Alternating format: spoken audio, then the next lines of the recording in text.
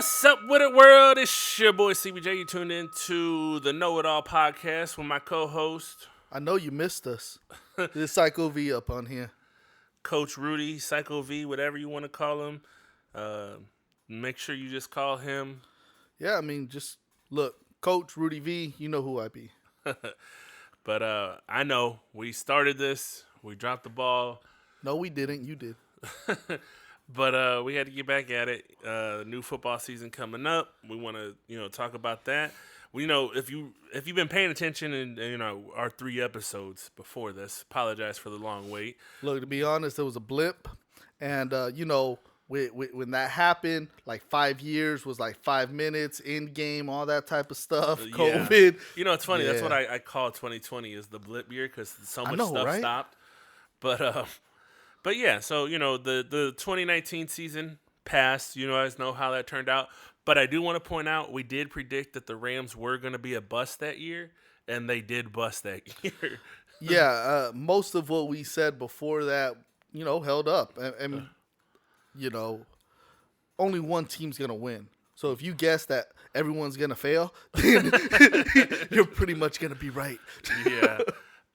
But it's 2021. It is July. We're back here. We're gonna try and keep this up this time. Apologize if you guys liked what we were doing and we dropped the ball. We haven't done the video for this episode. We'll get back to doing that here shortly. But in the meantime, you'll still get the audio. We have a few topics aside from that. We did joke that we were gonna tell you that we worked on the Space Jam movie. We didn't, but if you guys want to tell people that, the people on this podcast did it, we won't bust your line. Yeah, we'll keep it up for you. Look, straight up, I mean, we kind of did work on it in the sense that, not that we were actually there or helping or anything like that, but we heard about it. and I did know that Michael Jordan was going to be in there. So. Yes, it was awesome to see. Spoiler alert, if you did not know that Michael Jordan is on the new Space Jam, when he appears, it's freaking awesome. So before we get into all the sports topics, since we are talking about Space Jam, because it's kind of sports related, as somebody that grew up in the 90s that liked the original Space Jam, I'm going to be honest with you. Like, if you're going to hate on it because Lebanon was in there, you're just honestly hating because, like, I knew Michael Jordan was a big deal in the 90s, but he was not, like, who he is today. I never thought of him as the greatest even at that time. I just remembered that I thought it was cool that they incorporated that he was going to play baseball in the movie. Like, they took real life events and made it, like, incorporated it into the movie. That's the only thing that I thought about it as a kid watching that. Yeah, and see, something to keep in mind. my boy Sleepy is not the biggest basketball fan in the world. Never has been, more of a football guy. But that didn't mean, like, I think he had a Chicago jacket or something. Yeah. And I remember that. And look, I hated Jordan when he was playing. And it was for one simple reason. I became a basketball fan when I heard that a basketball player threw a guy out of a window at a restaurant. And I started following him. That was Sir Charles Barkley. And I was like, that's kind of cool. And so his team was winning and they were succeeding. So I was like, I'm a fan of his. I thought it was whenever Rodman married himself that she became a basketball fan. No, that was just a shake your head moment. But when Barkley threw somebody out a window and I found out he was one of the best basketball players in the world, I was like, okay, I'm going to watch him. And you know what? They lose to Jordan. Everyone knows that. But that said, when you look at that Space Jam, the original one, and you take it for what it was a very entertaining kids movie. When you look at this new one and take it for what it is, it's an entertaining kids movie. Like, if we're being honest and objective about that situation in particular, Michael Jordan in that movie was to make dads probably take their kids to watch it. Because the dads that watch sports, like, I'm not going to go watch something I don't want to watch. But you put Michael Jordan in there, now dad has a reason to want to watch it and be like, it wasn't that bad. The cartoons were entertaining for the kids. You got Bill Murray. You got some of the bigger stars at that Bill time. Murray was in that movie. But honestly, I've rewatched that movie since. And, yeah, it's still entertaining, but it's still, like, you're not watching The Godfather. Yeah. You're not watching an all-time fantastic movie. Heck, Rookie of the Year, Sandlot, better sports films than Space Jam. Yeah. Do you feel like the Sandlot or was like a replicated formula? I'm more in particular talking about like the Rookie, like Rookie of the Year. Rookie of the Year. I remember I was like, I feel like they did a lot of baseball movies in the 90s, Yeah, and they were all pretty much the same storyline. Like one guy was like the person to save the team. Like there was that one with the Minnesota Twins, the little boy that became owner of it, and Okay, see, I knew there was another storyline that was very similar. It was him. It was I enjoyed those, but yeah, they were all a little bit plays off one another, putting a kid into major. Right. I mean, that's how you got Bow Wow in that movie. Right, but I was the- just the saying, like, Jordan I just sneakers. felt like Rookie of the Year was like this is copy and paste. Let's just take this, put this kid there, bam. Now you have Angels in the outfielder, bam. Now you have Exactly. So, but I just to put the button on the Space Jam movies. One, I like both versions. Two, the what I took away from it was no different than watching Who Framed Roger Rabbit or what was that other one? I think it was I don't remember. There's a pretty boy guy that went to another Toontown and he had all these people like cartoon characters around him. It's a thing that we watch every so often. There's a grown person that somehow or another gets. You're trying to tie in two different demographics, the children, and you're trying to tie in the adults. That's why look, if you haven't seen this movie yet, then we've already said too many things that are going to make you mad. But you see characters like it in this, and the characters cameos from are adult for the movies. adults. Yeah. It's awesome. But this is a kid's movie. Yeah. And it's not meant to stimulate your mind. So Right. if you're looking at it for an Academy Award winning acting performance, then you're watching the wrong film. Yeah, you're not gonna see Lebanon like break out in tears and be like, "Oh my God, it was so touching." So, But if you can't watch it for the entertainment value, I don't suggest watching it. If you can watch it by a standalone, has nothing to do with the original. There's little jabs at the original, not like bad jabs, more or less references like, "Oh, I wonder how this happened." Yeah, before, been here before. Yeah. Yeah, and that's fun. And that's kind of what you want. You want that tie-in, but That you don't want tongue-in-cheek it is to the be word, I the think, same movie. Right. So, but moving on, where do you want to start? I mean, we're talking basketball, so we have to talk about what happened last night. Last night you had the Milwaukee Bucks win the championship and over the Phoenix Suns. And what I really loved about this is the basic. All right, so this is what a lot of people get wrong. A lot of people who think they know sports. They think and they preach, oh, it's a new style. Now what wins in the NFL is passing. Now what wins is not the run game. Now what wins in basketball is a three-point game. The analytics say you got to shoot threes. You got to go for it. You got to go for the two-point conversion in football. Look, all these things are overblown. When you look at what Milwaukee did, they won this game and this series by going inside out. Not by going outside in and shooting, just jacking up threes. Did they score with threes? Yes.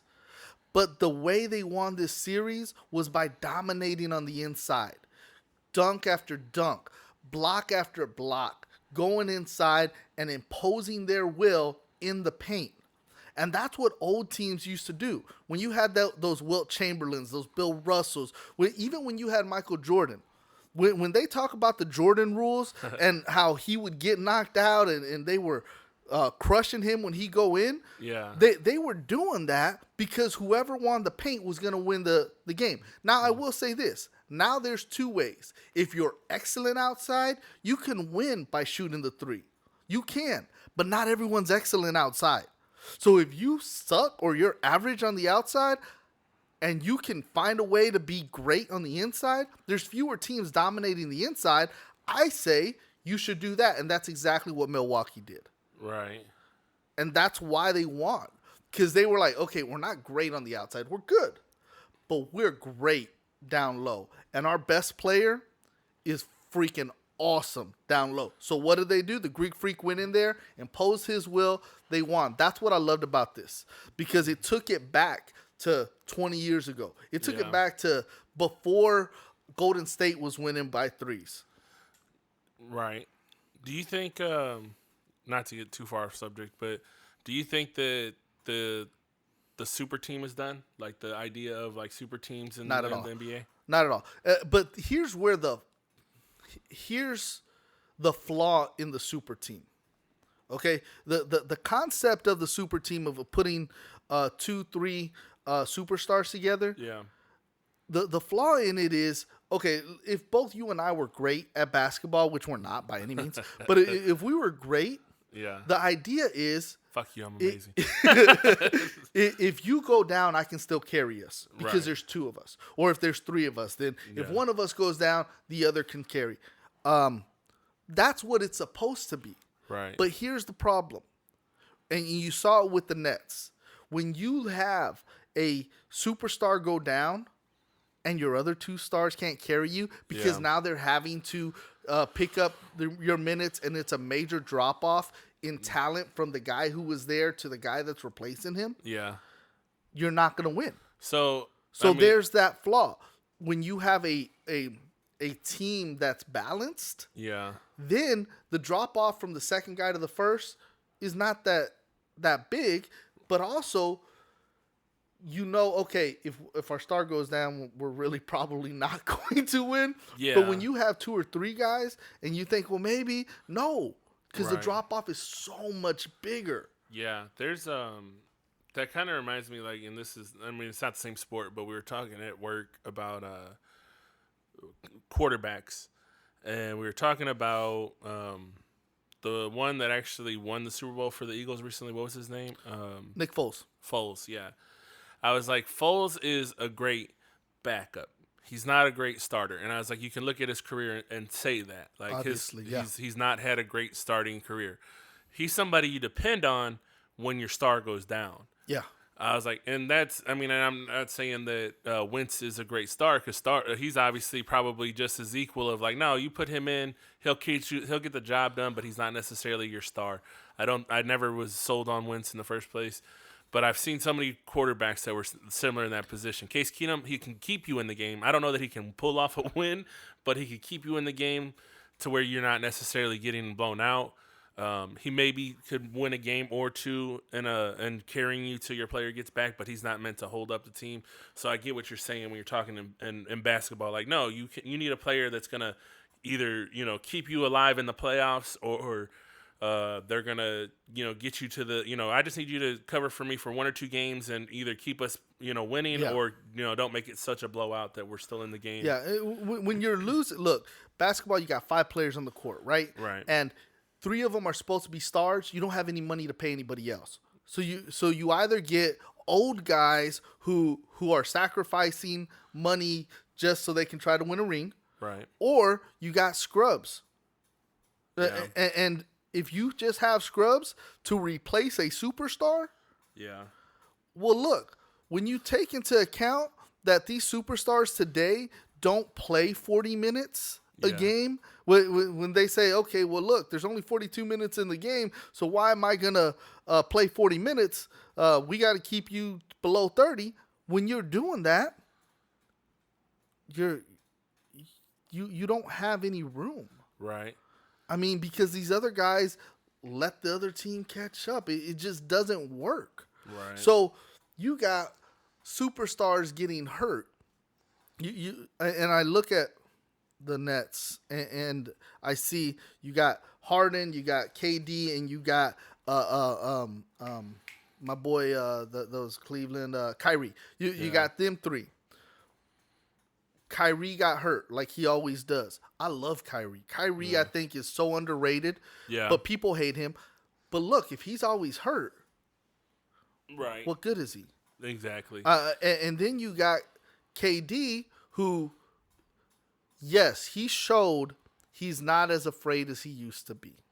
But the mentality of these guys is not what it was 20 years ago where I'm going to kill you. Like, not literally Right, physically, that but trash talk, I'm going to kill you out there. Giannis, the Greek Freak in this series, he proved, I'm going to go out there and kill you. And Right. he got block after block, dunk after dunk, putting up 40, 50 points. Right. And that's what a guy who's not going to let anything stop him does. Most of these other guys in the league are like, look, nothing's going to stop me while I'm out there, but I'm only playing 30 minutes. F that. You know, Yeah. the mentality ain't there for all these guys who think they're superstars. Yeah, I mean, a lot of the dedication to be like people don't realize like the stars that you talk about, like yeah, they have a natural ability to be better than most people or whatever. Like, but I think we get caught up in saying, you know, we're watching sports, you know, whether it's basketball or football or any sport, team sport. You're like, so-and-so is so great and so-and-so is bad. Like, but keep in mind, like, these are the best of the best. They're still better than the average person. Definitely. But then you have to separate who's yeah. the great from great. You know, and that's where you pick. And that's why I say, yeah. Well, what I was going was like a professional team is the all-star team of every college around or whatever. Like, you've taken the best from every college that you could find. And yes, they're not all on the same playing field as far as for talent wise, but they were they were that player in their fucking on their college previous team, that high school team, they were the man. Yeah, we forget that because you'd be like, so and so is not as good as, you know, Kukoc wasn't Jordan. No, he fucking wasn't. But Kukoc was a great fucking, you know, no one paid attention to, but he was able to come through in a clutch here and there. Yeah, look. But I do want to bring up, since we're still talking about basketball, did you hear about Pippen saying that the coach was racist? Yes. I just wanted to point out, like, I mean, how racist was he if he didn't make Kukoc the fucking star when Kukoc was on the team. Like, no, you look. I'm a big fan of Kukoc because people forget about him on that winning team. See, I've met Phil Jackson. I've interviewed Phil Jackson. And I know the jerk that Phil Jackson is. Okay? So he is a jerk to people. There's a lot of people that are jerks. Yeah. And I don't know him personally. I knew him very briefly professionally. Okay. That said, is it possible that he's a racist? Yes, because what people get wrong is they assume that everyone that's a racist, when you throw that term out there, wants to kill somebody from another race or wants to innately put them down. So could he be racist? Yes. Do I think that's what factored into why Kukoc got that shot? Yeah. No, I personally don't. Because look, when I look at Scottie Pippen, you're open. Well, that too. But when I look at Scottie Pippen, I remember that he nutted up and was afraid to take shots in other games. He let migraines keep him from playing. I'm not trying to downplay migraines. I know that they can kick your butt. Yeah. But if you can't play for a championship because you're sick. Yeah. Not because you got a broken bone, not because of something that physically is keeping you off, like I broke my arm. Right. I broke my foot. Not something like that. Are you hurt or are you injured? Yeah. This is, I'm sick as can be. I'm dizzy. Look, I can tell my coach, look, I'm not going to be very good for you because I'm seeing two people. But I'll go out there and try. But the thing that people want to talk about Jordan is like, oh, the flu game that he supposedly... Well, no, but look, when Pippen has history of twice being afraid in big moments... Yeah. And Phil Jackson was his coach during those times... Why isn't he going to go to somebody else to take the last shot over him? Like, yeah, you can get us to this point, but we know you're afraid. Right. So why am I going to give you the ball? I think that was more of a I know you thing versus I want him to be the man. I attribute a lot of stuff to, like, who's open in the moment. Like, whenever, like, listen, yes, the logic would be, like, you give it to, you know, some players you can. Like, you give the ball to Jordan, you give the ball to LeBron, you give the ball to Kobe and let them make the final decision because you have trust in, like, they come through in a clinch. There's some people that you like, yeah, we just got to play this a little bit smarter than that. But here's the other difference. Well, actually, sometimes they get so covered because you know it's going to them. So it leaves those other players. But here's the other difference.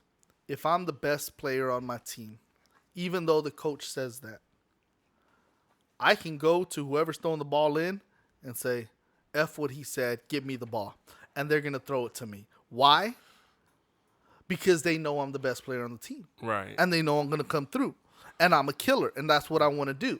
But if I'm not, I sit there and mope and be like, I can't believe he gave him the shot.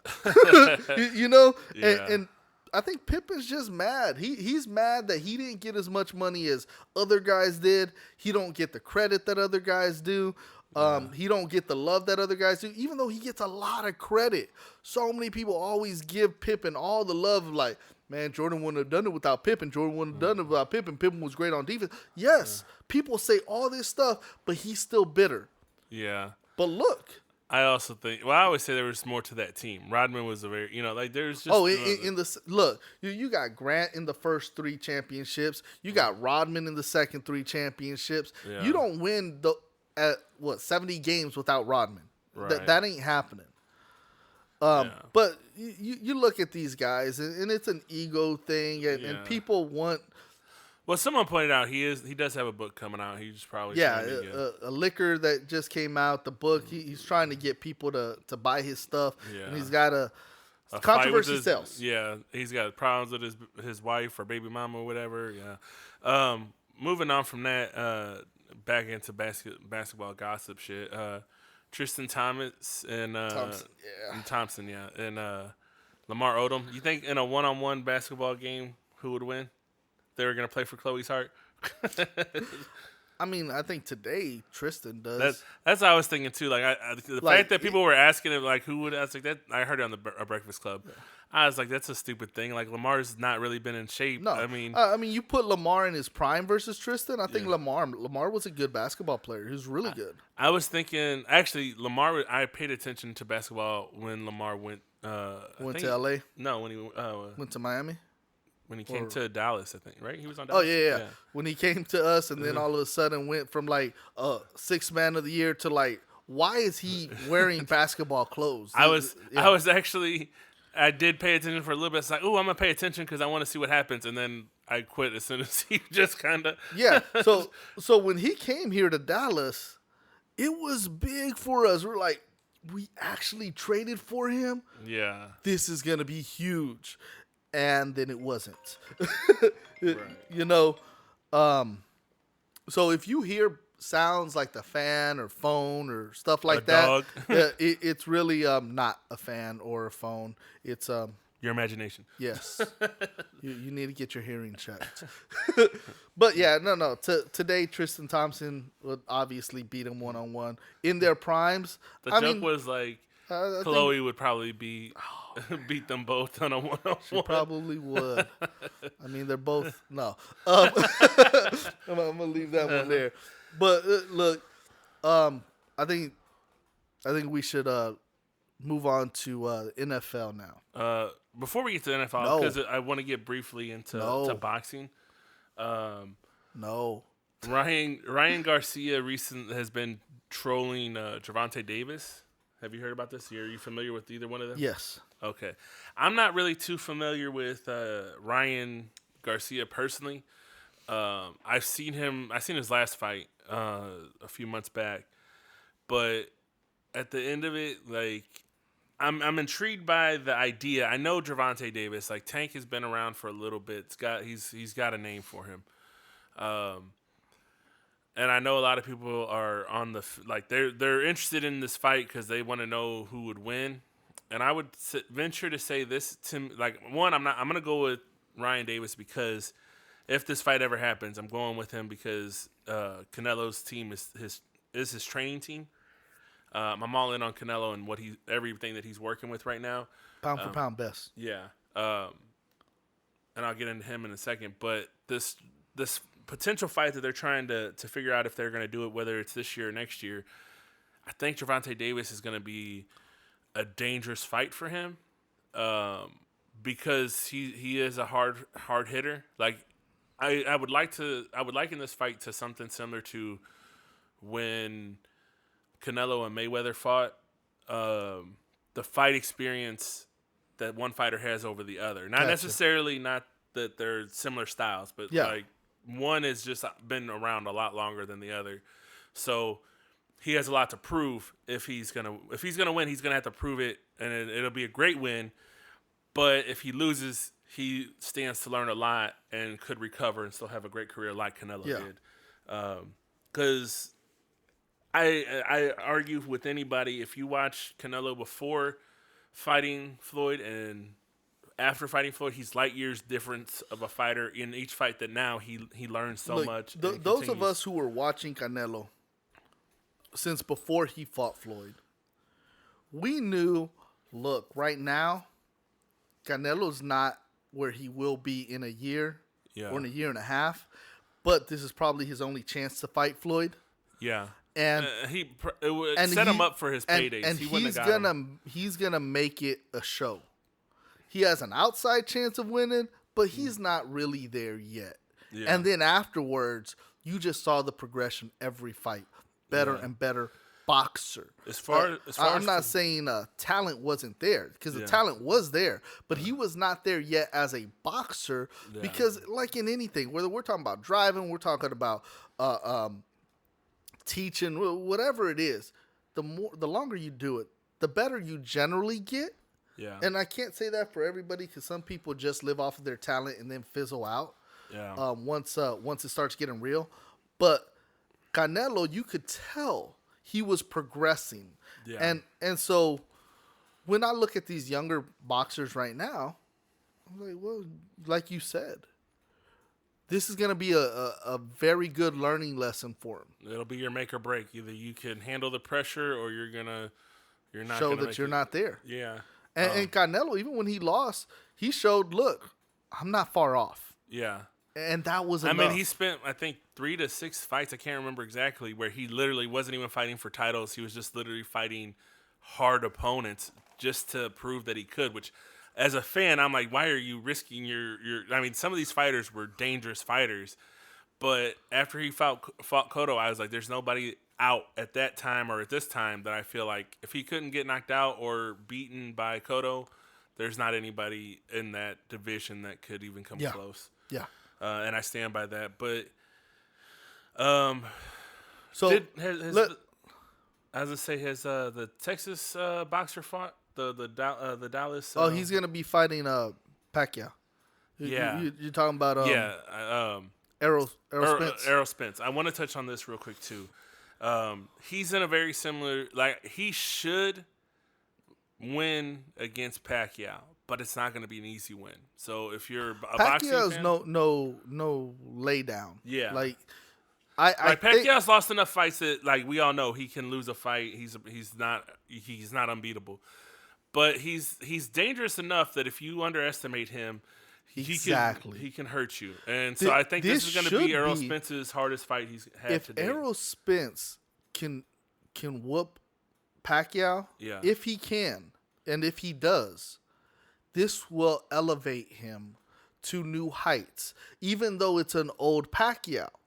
Yeah, this will definitely put him in a position of similar to a Canelo, where, like, now you're the draw. Because, like, he's had a name bubbling, but he hasn't. Well, once he got that car accident, it really took a shot at his potential, because he was on the come up right there, and that car accident really set him back as far as the trajectory that he was on. I mean, he came back and he still won a fight, but he did, but he was on a trajectory that the more he was fighting, the quicker his name was growing. Yeah. But so it put a hold on it, because obviously he had to rest to recover. Yeah. But I think if he goes and he's able to if he does an impressive win, but I mean, now if he just barely beats him, then he's still the same place he was, and he's got a notch on his belt. If you're listening to this, I just want you to take that fight serious, because I don't think it's going to be a walk in the park. I know a lot of people are all in thinking it is. But I've watched Pacquiao for many years, and I mean, he's still, for as old as he is and been in this game, still too. Pac-Man's a real deal. Yeah, he's similar to a George Foreman to me. All right. Like, he's that guy. Now let's do this. Let's be real when it comes to fighting. Okay. Okay. I win. So So when we talk about fighting, there's a difference between boxers, MMA guys, street fighters, and there's a difference in what they can do in their profession, what they can do outside of their profession, who's really great, and who's good. Okay. When I watch mixed martial arts, and I've told you this for decades, I don't enjoy MMA because these guys don't do a quarter of what they have the capability of doing Right. to each other. They fall into these... let me hurry up and wrap you up. Yeah, Or they fall into these trends where you're like, dude, you have so much more in your arsenal that you could have done or should have done in that fight that you didn't do. Yeah. So we get into, what was it, Hardy? Greg Hardy? Yeah. I watched that. And did you get a chance to see it? At least the clip of how he lost? Yeah. Okay, so you got a big man swinging wild, Right. extending his arms against another big man, swinging his arms, swinging wild, but actually protecting his chin. Yeah. So Hardy gets caught. And when I saw that, I was just like, this is the problem. When people look at a big guy and say, because he's big and athletic, that he can fight. Yeah. That is not necessarily true. Yeah. You can be big, you can be strong, you can have won fights. That Yeah. doesn't make you a good fighter. Butterbean I hated fucking Butterbean. I never thought he was a great fighter. He's a fucking champion. But what he had was a wild punch that if it landed, it was going to knock you out. Exactly. So I look at Hardy and I see why he's in that sport because, yeah, he can get lucky and win some fights. Yeah. But when you just watch that short clip, you can see exactly why a bunch of people who are just big and strong doesn't necessarily make them good fighters. Right. I would not have, for your reference, I'm fat. I'm about 255 right now. I'm 5'9". I'm not just blubber, but I got a lot more fat than I should have. That's as far as me. Legs are strong. No fat on my arms really. Bunch of fat in my gut. So if I'm fighting someone who weighs as much as me or more than me, taller than me, whatever, and they're coming at me up high like he came in that fight, Right. I'm probably going to take out your legs. Right. You know that firsthand. But I'm probably going to take out your legs because you're coming up high. Yeah. Because I know how to fight, though. Yeah. And it's not just, okay, let's see who can knock each other out. This Yeah. ain't a boxing match. It's a fight. Right. Yeah, there's at my job, there's this really tall guy. But that part of it, though, he fears people. Like, he's like, man, I ain't fought in a while, but I'll beat someone's ass. Like, just because you can get on your knees and be just the same height as somebody, don't mean you can't get your ass whipped. Like, I watched Tyson beat out a lot of motherfuckers that that are taller than him. Yeah. Look, but here's the other thing. I can take a punch. So Yeah. if Hardy's coming at me, Yeah. I get low, I bend my knees, and I come up in the inside of him. Right. You know? And that's why. So if I'm not going to take out his legs, and I'm just going to say, all right, I'm going to take his hit. To fighting I somebody. bend my knees, and I go inside because his jaw's open. His arms are spread. Right. He doesn't know how to fight. Yeah. He is someone who can fight, can win, is strong, is athletic, is dangerous- fast, but doesn't mean that he's a good fighter. So when I'm looking at boxers, Yeah. you can be a great boxer and not a good fighter. When I'm looking at MMA guys, you might know what to do, but do you really perform it when you're out there? Because a lot of them have been trained to do it, but they don't actually produce when they're out there. Either because they're cocky or they're afraid. Because they're afraid of what the other guy can do, or Yeah. because they're cocky and what they can do. When I look at McGregor Yeah. and how he lost that fight, is because he got even sloppier than what he used to be. Well, he's gotten to a point where he's just in it for the money. He's not even necessarily yeah, in it for but- the hunger of the fight. But he's even sloppier, though. If you look But at again, his it's- footwork was bad. That's why he broke it. If he don't keep a wide stance, it goes back to if you're not training, taking this shit serious, you're not in it. Like there's a thing of like as you said, there's a difference in a fight and fighting for a sport. Someone that's skilled can pay attention. A skilled street fighter knows things that makes him dangerous. That knows like, hey, he's winded. If I hit him at this point, I can hit him, and he's not going to be able to breathe. It almost kills a person, or could kill somebody. But he's skilled enough to know like that's when I strike. I strike when I see them winded slightly. Maybe they're exhaling at this moment, and that's when I hit them in the throat. Yeah, because it makes it harder. Look, when I fought, it was fought to live. Right. I wasn't fighting to win a title and stuff like that. Right. It was I was fighting not to die. So there's certain things that I picked up on with whatever. Knowing martial arts itself, and like one of the things that the instructor would teach us would be, you lose your fight when you stop fighting your fight. Meaning, you're trained to fight a certain way for all situations. What happens is maybe you got hit. When Tyson's, everyone's got a plan until you get hit in the face, is a real thing. You've practiced time and time again. Your sparring partner doesn't really strike you the same as a real opponent. So a lot of times you could take the Holly Holmes and Ronda Rousey fight. When she got hit in the face, you could tell she'd never been hit in the face.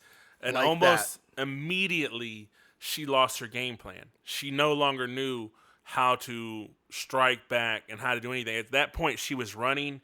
She was trying to just stay alive long enough for the round to end. When she did make it to a second round, you could see it in her face. She wanted to cry because she didn't know. She wasn't thinking anymore. She quit thinking about her game plan and was just trying to survive. That's what happens in a lot of these things. Even fighting someone like Floyd, he frustrates you so much that at that point you're just like, fuck it, I just want to hit him. And all you're doing is throwing punches and you're missing and missing and missing. Now you're gassed. And now he's either knocked you out because you can't stand up anymore or you lost them points because you just wasted all your opportunity by not hitting Exactly. anybody. By the time you connected, you were out of power. Yeah. Or you just didn't get less the points. power. And, whatever. But so when we're looking at these fighters and we're looking at what people can do, can't do, I see these guys and I respect the work that they're putting in. I do. Right. So don't get it twisted. Look, some of these guys who I full-heartedly believe if I were to run into them at the street, I would beat in a fight. It wouldn't necessarily be because I'm a better fighter. It's because we're not in that fucking octagon, like on the streets. That's how I felt about the guy at work. Like, again, I look at him, intimidating. You got fucking a hell of a reach. I said, but here's the thing. I'm going to fucking hit you square in your stomach. You're going to fall straight down, and then I'm going to box you while you're on this fucking ground. As honestly, when he gets on the ground, I'm just going to choke him out until he fucking stops moving. Yeah, look, break his sternum, hit him in the throat, whatever it is. Look, what I always told people is when I got in a fight, a lot of guys are saying, I'm going to break his nose, and then his eyes are going to water, he's going to look bloody. I don't care about breaking your nose. If I break your nose, it's going to happen. But what I'm trying to do is put you on the ground and finish you.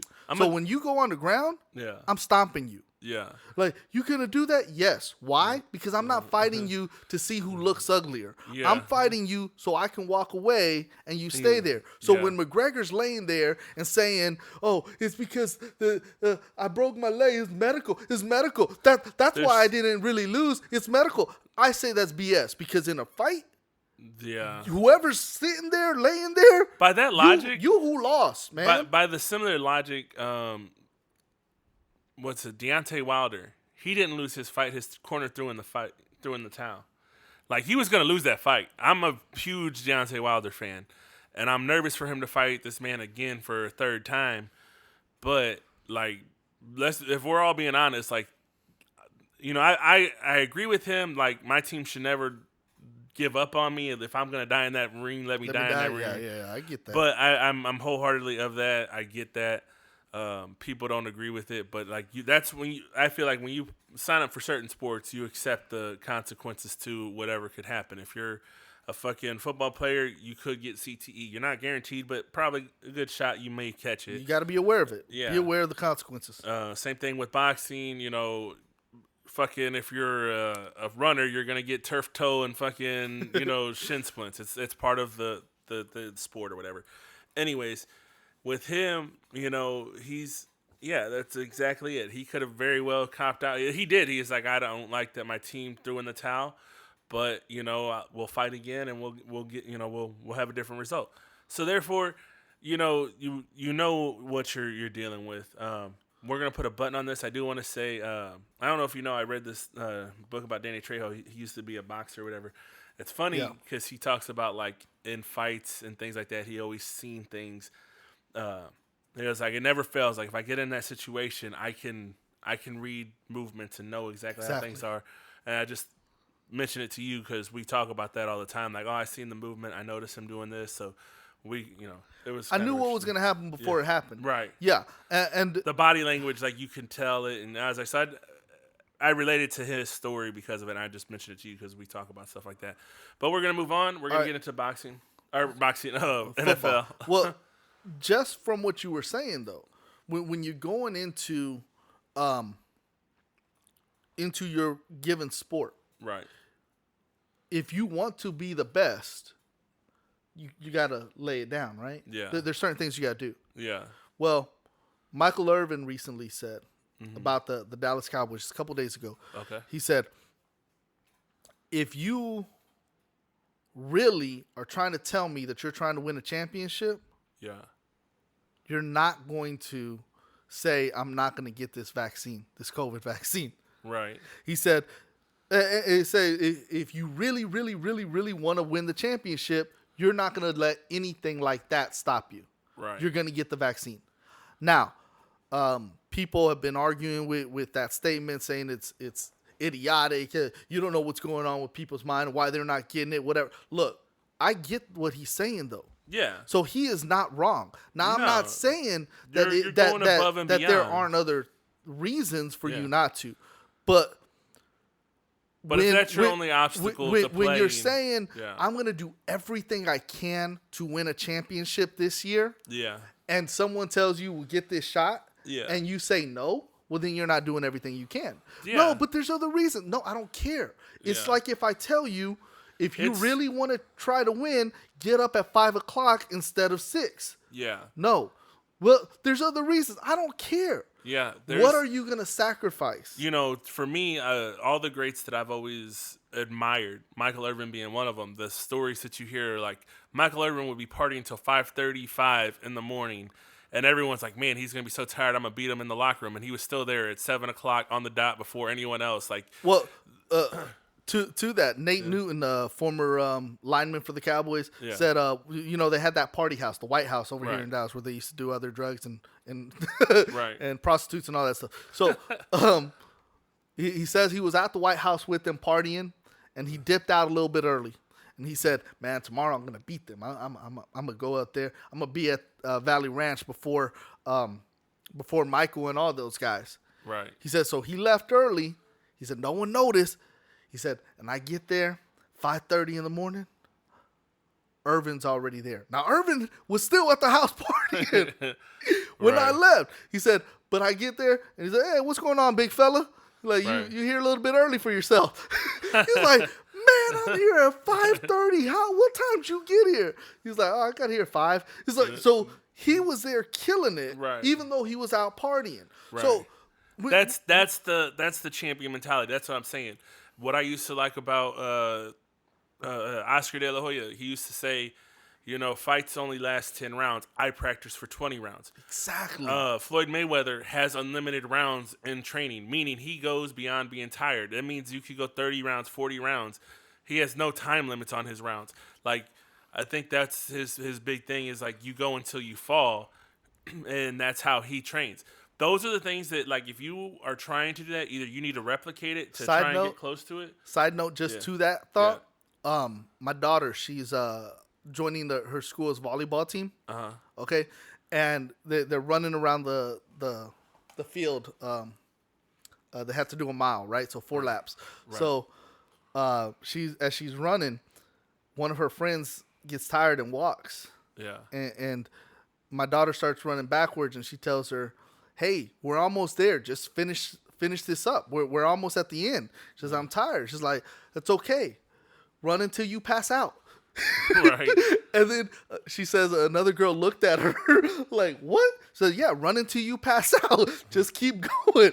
Right. And she said, because what? Once I pass out, they're not going to make me run anymore. But while I'm awake, I got to try my hardest. Right. But that's the mentality that I've instilled in my kids. Right. Yeah.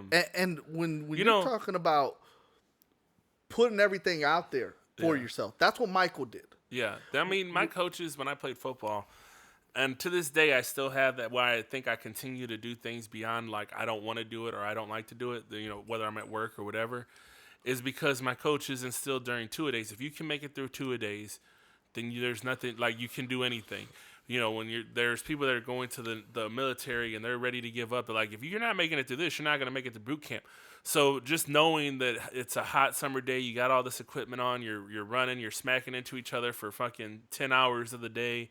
Like that to me has conditioned me in life where no matter what I'm doing, like I fucking made it through 2 days, I can do this. Like I'm not going to like every moment of it. I'm not going to like any moment of it, but I do know I can do anything physical that's going to make me, push through it. Like there's times when I work out, like I'm in the same mentality. Like I'm not going to stop till I throw up. I'm not going to stop until I've passed out. Because I want to prove that I can, like, if I'm not hurting or if I'm not proving that, like, I'm willing to go that hard, that's why I very much push myself into, I can do it because I'm willing to go. Are you willing to do it? Will Smith says, like, if we were going to run on a treadmill, I'm going to run until I pass out. And people were like, man, that's fucking stupid. But he's like, no, I'm going to do it because I said I would. Like, I'm not going to stop. Like, that's your mentality and how you want to commit. Which, speaking of NFL, why I tell people all the time why I am not sold on Dak. I've heard too many rumors of him not coming. Like in the offseason, obviously you can't have official practices, but you can call up your teammates. I see players. I see Des Bryant to this day. Early on, I heard those things, and I'd say over the last couple years though, I've heard opposite that he has started. So that's why I flipped because early on I was with you on that. That look. If he ain't the first in, last out, if I hear players saying, "Look, no, I beat him all the time," then it's like, why? Well, not even the first or last thing. I'm saying, like, even in the offseason, he's not calling his players until right before. It goes to the same thing. Yeah. But that's why he's not going that extra mile, and that because what separates the Hall of Famers from those who made a couple of Pro Bowls and All Pro teams is the Hall of Famers. Generally speaking, were killing it when others weren't. Exactly. You had Peyton Manning calling receivers up and say, look, we're going to be practicing out in this city at this time, blah, blah, blah. And if you didn't show up, guess what? He wasn't throwing you the ball no more. Right. Like, you wondering why you went from 60 catches to 25 in a season? Yeah, you weren't there with him. That's what I'm saying. Like, how do you develop chemistry with your team? So early on, Dak was like that. From what I've heard, he switched it up. He's putting more work in and stuff like that. But I'm gonna make a bold prediction. I don't know what's going on with Deshaun Watson right now. If they're saying maybe Philly. Okay. Well, I'm saying if Dak busts this year. I'm not hoping for it because I'm a Cowboys fan, even though I choose not to start rooting for them until the playoffs because I can't handle it. My heart just can't handle the heartbreaks until the playoffs. But I'm saying I would not be surprised. Deshaun doesn't play this year. He comes out next year as someone of potential, or if something happens to Dak because I think he's going to be a little gun shy because of his injury. I don't think that he's just going to bounce in and just kind of just be like what he once was. I disagree, but okay. I just think he'll be a little bit shell shocked. He won't take the risks that he used to take. Is where I'm going. Anyways, so I'm looking at it like that. If he's bust, I wouldn't be surprised if Deshaun makes it over here and they cut him. I know they just paid him a lot, but I feel like you trade him for a third or fourth round pick. And it ain't gonna happen. And I get where you're coming from, but first off, Jerry doesn't pay free agents. Yeah, he just doesn't. But with the Jerry don't do it. No. This is why. And even more so, his son don't do it. So here was my logic in it. I was like, Deshaun's going to be tainted. Not many teams are going to go for him. But we know Jerry likes to pick people up for a discount. Look, you say that, but you got Philly willing to trade. And they're willing to trade, the rumor are, at least 2 number 1 picks for him. Oh, well. So that means that there's a market for him. So I haven't heard those. So I was going into this thinking, like, if no one touches him, he's going to be on the, like, nobody's going to touch him. I said, I would not be surprised Jerry picks him up for a discounted rate because he's going to tell him, listen, nobody wants you. The market's there for him. Okay. And well, then I'll just shut the fuck up. You don't know everything. See, actually, I do. That's why there's a know-it-all. but look, so when I look at what Michael said, I agree with him. I know why others don't, but they're trying to make it political or taking their personal opinions into it as far as their thoughts on the vaccine, and it ain't got nothing to do with that. It's got everything to do with his mentality. You're willing to do what I have to do to win. Willing to do everything that I can for us to win. Same reason why why we don't win. Emmitt Smith ran in that game with a separated shoulder and said, just put the ball in my other hand. Same reason that those Cowboys teams did what they did. Yeah. And you can say they were all coked up, whatever. I wasn't there. I don't know. But I'll say this. Listen.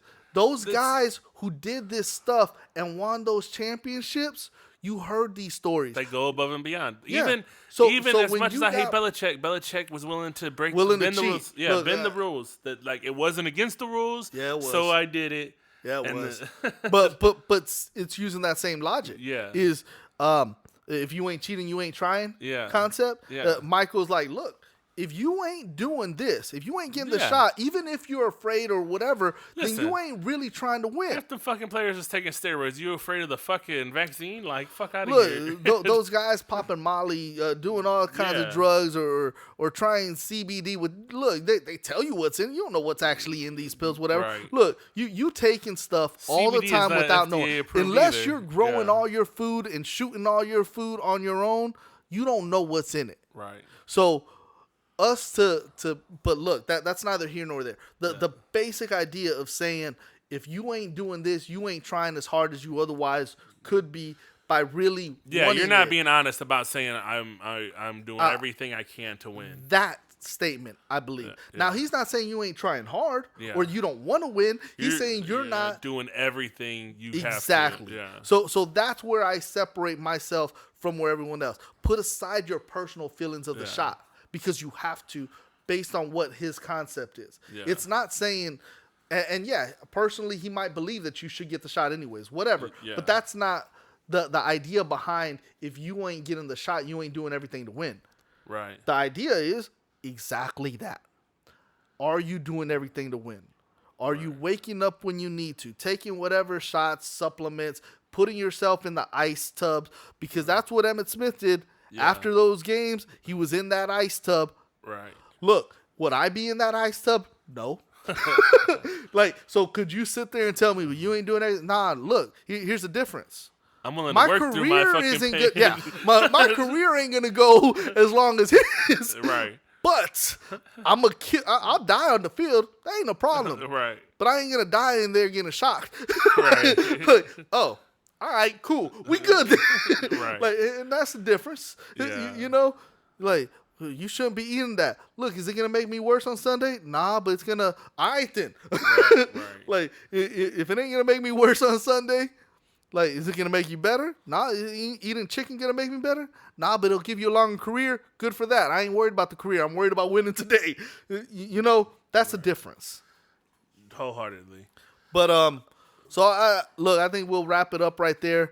As we get closer to the season, I think we'll talk to you guys about who we think is going to win, where, how many games, all that type of stuff. Well, yeah. But this was a little bit of a catch-up as far as what's going on now. Where we've been, yeah. I think we ran probably about 20 minutes longer than we probably were intending.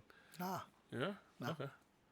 Well, anyways, appreciate you guys for checking us out. Again, hopefully, as the season's getting closer, we'll start making more predictions. We'll start figuring things out. We'll talk more about football and other sports as they start coming around.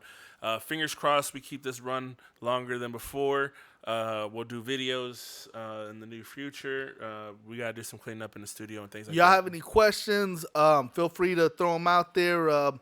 If you want something you want us to talk about, I don't care what it is. You talk about politics, education. I'll piss anybody off. I'm good. So, This is the Know It All podcast. You can find Coach Rudy on Twitter at Rudy V 1982. Yeah. And you can catch me at Sleep-E-J on all platforms as at SLEEP_E_J.